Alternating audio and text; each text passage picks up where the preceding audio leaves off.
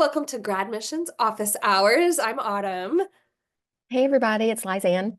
and we are so excited to welcome a new member to the GradMissions Office Hours team. Everyone meet Logan Lockhart.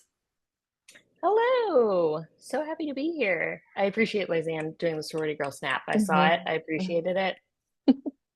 Are we gonna have Um, sorority hour actually? We can just like geek out. No, we don't want to lose our audience. Okay, but med and law school admissions can feel a little bit like rush, right? There's Mhm. there's a there's a tether there. For Yeah, sure. Logan, why don't you tell us a little bit about your expertise and what you bring to the GradMissions table? sure. Yeah. I have worked in higher education since 2011. I really just kind of stumbled into it. I honestly didn't even know it was a career that someone could have. I thought only professors worked at a university, which is shameful that I thought that. But yeah, Professors I would worked. like you to think that. Professors, Professors would, yes, that there's is a true. They reason you would like thought that. that. That is true. Mhm. But I've worked at all levels. I've worked with entering freshmen, I've worked with graduating seniors, and then most recently, I worked with med students throughout their whole journey through the 4 years, from the onboarding process all the way through to match and graduation. Yeah. Yeah. And Logan's being super humble. You ran Yeah. White Coat. You ran Match. Like you ran the events all the way through like the back end of things. The Masterfully. list, there were so many things that, to dive deep on it, it's kind of like if you experienced it in med school, I probably did it. I was there, I put it together, or maybe even cried about it at some point. It's the list is long. There are a lot of tears in med and law school. One of my favorite little tips that I learned from Logan when talking to people who are about to start med school is that you don't want to wear your fancy figs scrubs to the anatomy lab. You don't. You need to go to Goodwill and buy some used scrubs that you will put immediately in the trash. One of the anatomy professors would always say, "Splash happens." So that's all But I needed SeaWorld to to know. an anatomy lab, right? Correct. Correct. Yes. Amazing. We're so glad that you're joining us today. Logan works a lot with our Match Map residency program, and I also pulled her in at strategic times in our MDDO application process too, because she just has an eye toward the end goal and she sees things that I may not always see, and we're just better together. So we're excited to have her along today. Lizanne and I are especially excited to talk with her today because we're hearing a lot from parents. And some of these parents have seventh graders who want to be a doctor or a lawyer someday. And they're like, is it too soon? And in some ways, I want to say, please just let your kid go play in the dirt. Like it's going to be okay. That's the kind of parent I am. I'm a little bit more free range. But I also look at this process and realize that if you can tackle it a little bit at a time, it is so much less daunting. Yes. Absolutely. And I was that seventh grader, so it can happen. You can change your mind, but Right. there are a lot of students who decide very early on that's what they want to do. So it can happen. Well, and you approach classes with a different mindset when you're not just trying to learn it to pass the final, but when you're trying to build a scaffold for a future legal or a medical career. And what we see a lot is, I mean, we know there's like the classic thing that happens where someone goes to school and then they change their major, right? Like we've all probably changed our major. But what we see a lot of is pre-law who shift to pre-med or pre-med who shift to pre-law. Like you high achievers want to be one of these two things a lot of times. And so there are things that you can begin doing as a seventh grader to really prepare yourself for that. So I think, one of the first things that as we were kind of talking about what we wanted to cover today is to build a foundation of curiosity and resilience. Why let's start at the very end of it. When we're in match, right? And we're trying to match into a specialty. How do you see resilience and curiosity playing into that, Logan? As I was listening to you all, talk about the academic component going into both of these processes, and what I was actually thinking was how much the extracurricular component plays into building a robust match application. Something about medical students is I actually had one of my former students recently matched, soon to be doctor, very exciting, sent me something on Instagram that said something like, I probably needed a hug, but instead I joined 72 organizations and wrote a research paper and like listed out all these things. Trying to plug that doctor-shaped hole in Yeah. this, right? Which I just, for her in particular, was perfect because I mean, yeah, she also had a baby and she was doing everything on challenge mode. And, at some point it was like, let's just finish, let's just get through this. Um, but that's something about medical students and a robust med student application. Apologies if you hear a tiny person crawling around in the We are background. all mamas here, and if you don't Yeah. like mamas, we're not the business for you. Slither on. She has heard many a med school conversation when she was in the womb. So probably just had something to say. She wanted to contribute. Our tiny intern. Mhm. Yes, yes. A robust match application shows that you are willing to be a contributor to whatever program that you go to. Like students are always trying to um, improve upon and add to the experience actually for future medical students. I always thought that was something that was really impressive about working with medical students, is that they're always trying to improve it for a future generation. And I think that residencies are looking for a similar thing. And so, building that resilience throughout your experience by adding to your resume and adding activities and bettering the experience for the future, I think is kind of foundational to medicine and to what programs are looking for. Does that answer the question at all? Absolutely, it does. Because, so I'll just like, this is current for me because I'm in sort of a TikTok bitter better battle with some people right now because I said some scandalous things in our last podcast, actually. So I guess saying that you have to have a good interview to get into medical school is a hot button issue. Did not realize that that was something that people didn't realize, but you have to have a good interview and you have to be able to people to do medicine.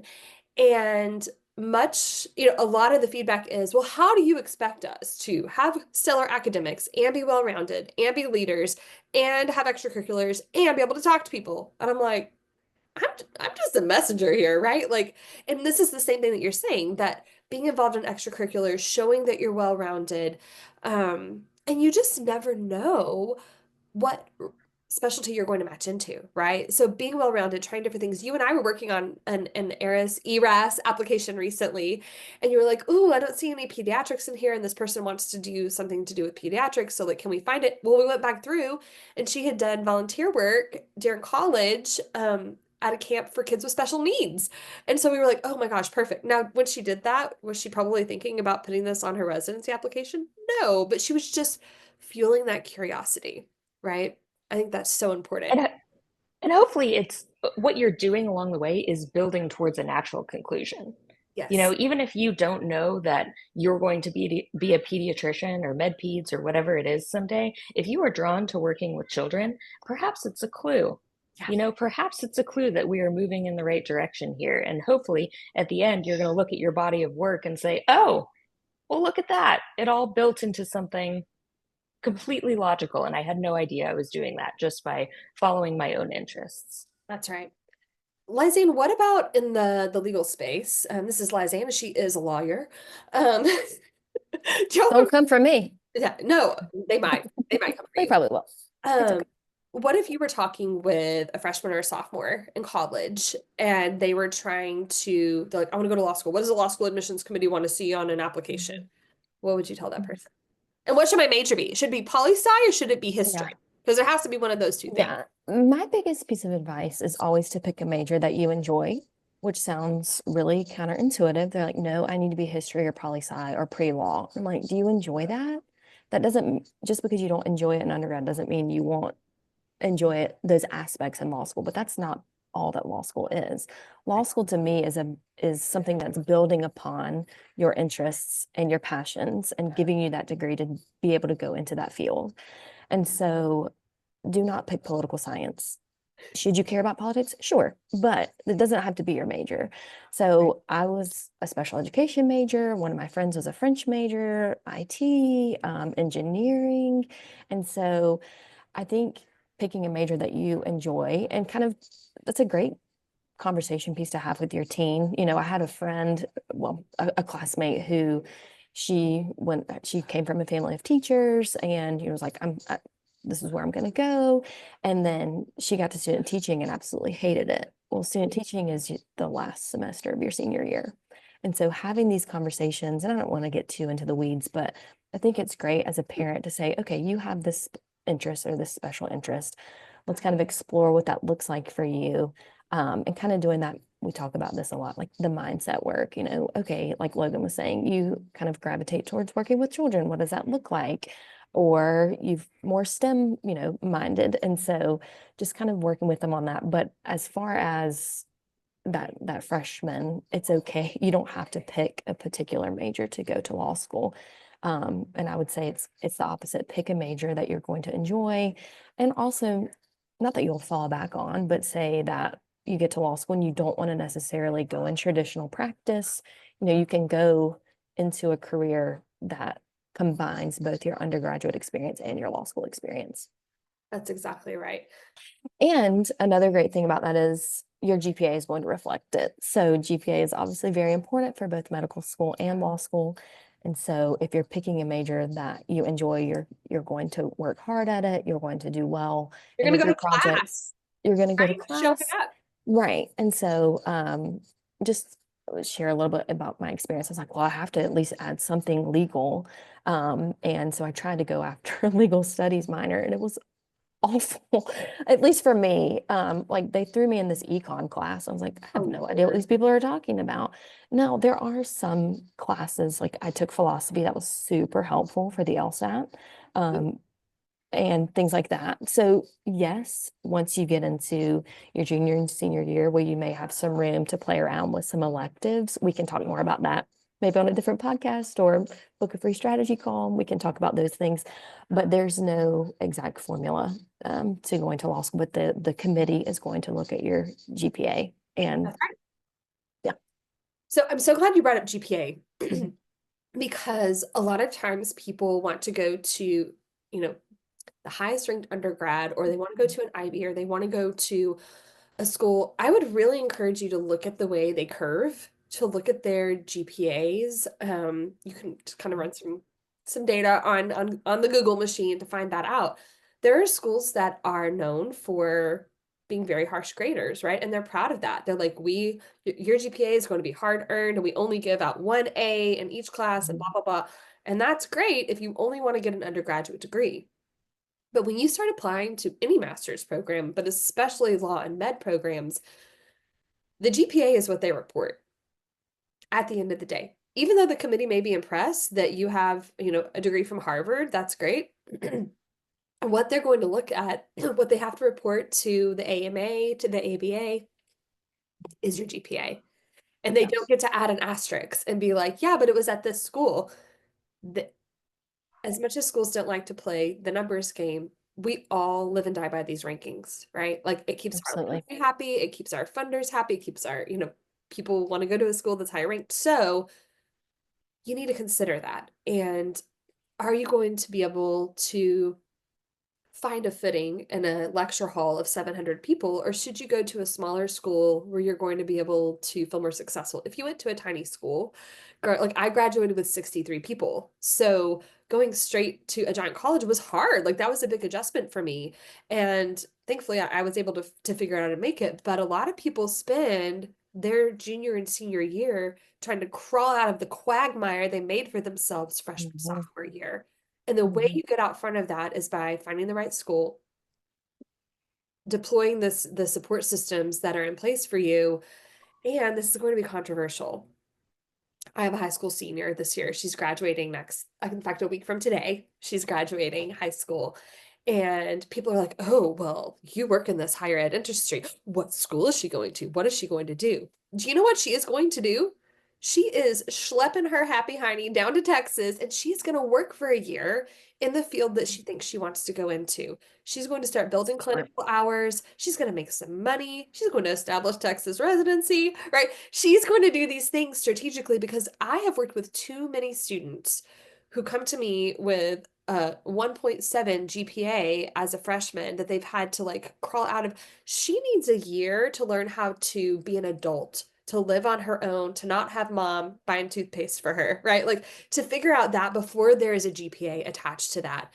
And we get some pushback, right? Like our family is all very education forward, obviously, and they're like, I can't believe you're letting her take a break. And I'm like, honestly, I hope she takes 2 or 3 years.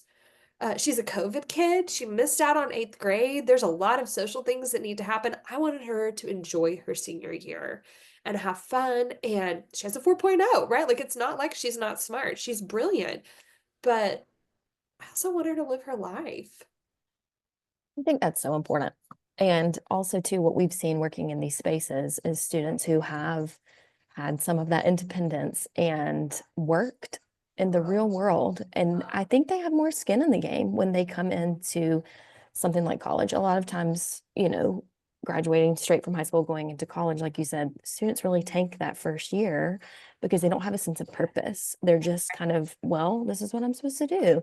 And so that gap year I think is great. Also, too, if your student's still like, I'm just not really sure. A lot of people at 18 years old don't know exactly what they want to do. And And the I think, lobe isn't that's totally yeah, formed. but I think like it's really silly that we expect that or that we think, oh, they don't know yet. Why not? Because I think it's good to kind of explore. And so another option I think that parents at least may bristle against is like go to a tech school for 2 years to get those, general ed classes and kind of pop in and audit, a class that you think you might be interested in. First, you're going to save a ton of money. And then just figure out what you want to do from there. And you can maybe work a little bit. I just don't think there's a one size fits all for this. And I think just kind of society kind of pushes that for these new high school grads to know exactly what they want to do. And it's kind of frowned upon if you don't know. But I think it's really smart to really think about such a big decision. That's right. I think it's also easier to push yourself to the limits, which is what's required to get into a law school or a medical school or a residency. Whatever stage that you're at, you have to push yourself to the limits. Mhm. And I think it's really hard to push yourself to the limits if you don't know what's on the other side or understand what it is that you're pushing for. You just have this idea that this is what I'm supposed to do, or I think Yeah, this is what I want to do. And so when push comes to shove, if you don't have that tangible reason to grab for it, That's right. it's easy to give up and kind of go another direction. It is. absolutely. It is. I had an experience. This is like a total non sequitur, but I'm the boss, so I get to tell it. Um, when I was actually having my first baby, Ava, who's about to graduate from high school, I was in labor and delivery, and the nurse was like, "Just think about holding that baby." I was in the toughest part of my delivery. She was like, "Think about holding that baby," and like I had held babies, right? Like I worked in Yeah. childcare, grown up, and babysat just like all of us did. But I couldn't picture that. Or like I didn't know Mhm. what that was going to be like to hold my baby. And then like they put her on my chest. I like smelled the top of her head. I'm not a kisser. I could not stop kissing her. Like I could not stop holding her. Like we were just it was the best thing that ever happened to me. Hormones are amazing, by the way. Mhm. And so with subsequent kids, when I was in that transition period that was so tough, I'm like, oh, wait, this is coming on the other side. Let's go. Let's go. Let's do this. And as weird of an example as that is, I think you're exactly right. I think when you participate in clinics, when you volunteer in legal spaces, when you Mhm. have good clinical hours, it's not just like you're checking the box, it's also your motivation to see that light at the end of the tunnel. That is Absolutely. honestly that's such a good comparison as someone who just had their first child. No one was more surprised than me when they showed me that baby. Like, I understand that I carried that baby for 10 months. No one was more surprised than me than when they lifted her over the curtain and said, "Here's your baby." I was like, "Mine? That's Yeah.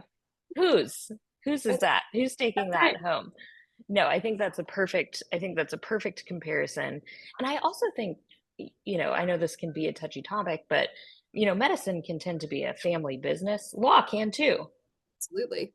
And I Yeah. think that there are a lot of places I'll just speak to medicine because that's what I know, where that can kind of give you a little bit of a leg up And I think that is one of those places, is that you have seen, Yes. either through direct shadowing, or maybe you had more access to opportunities because, you had more doctors in your life or whatever it is, or just, seeing your mom or dad come home at the end of the day and hearing what they did at work, that's another one of those ways that you get a little bit of a leg up because it is a family business. And so if you don't have a doctor or a lawyer or whoever in the family going out and seeking those opportunities, I think, again, just helps you push through to the end and make the sacrifices, because it does require a lot of sacrifices. You have exposure to the vernacular too, right? Like our kids at 4 knew if you were ever stopped by a police officer, the first question is, am I under arrest? Am I free to leave? I need to call my dad,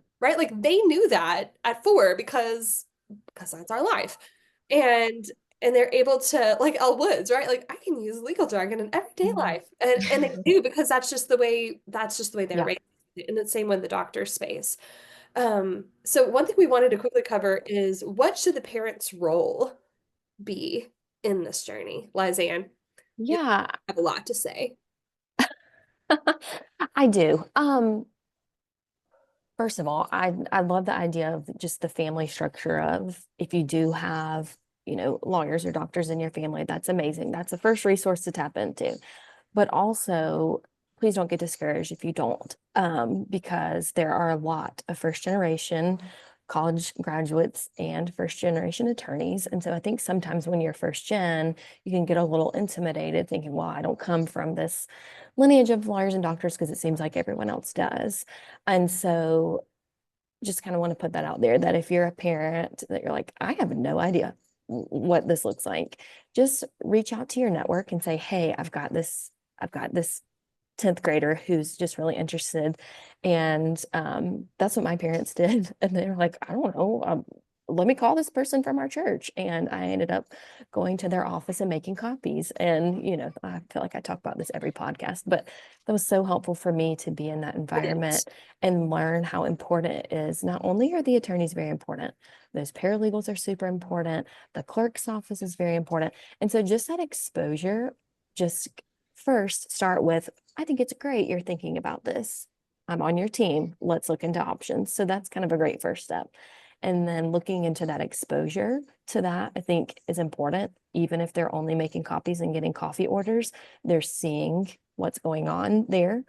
And then just continuing to be encouraging. Now, as they get older, please let them take the lead. Please don't be that mom that's calling the law admissions office.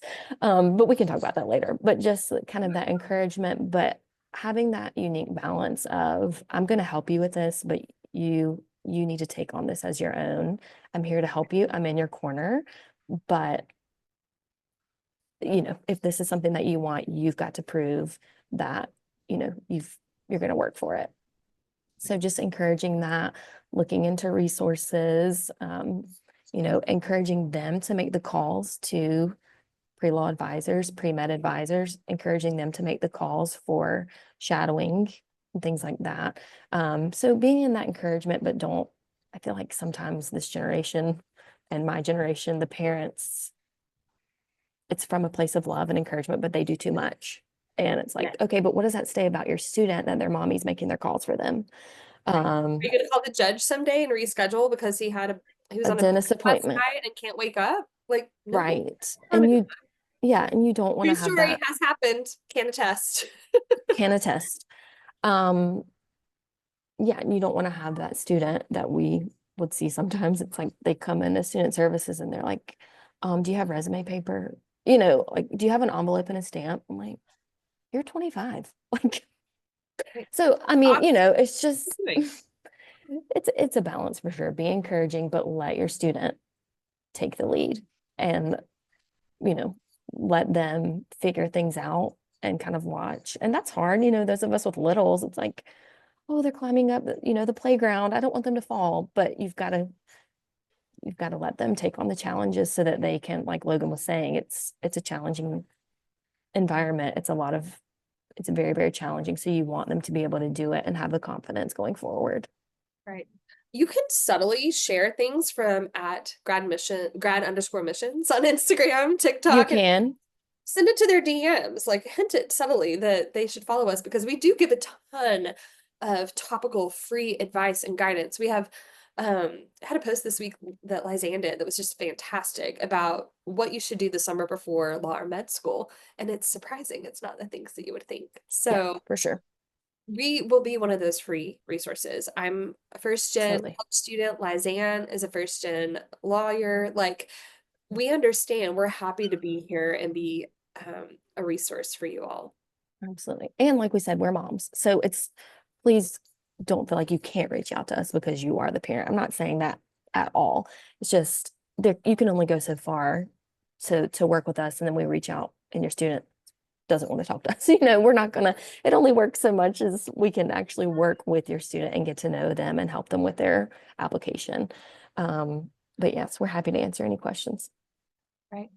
All right. Well, we are so thankful that Logan, you joined us here in the pod office for GradMissions Office Hours, and so nice to have that kind of long range vision for seniors Absolutely. in that white coat. We're about to turn off the lights and end our session here, but we're always on social, so join us there, and we'll see you all next time. Bye, friends.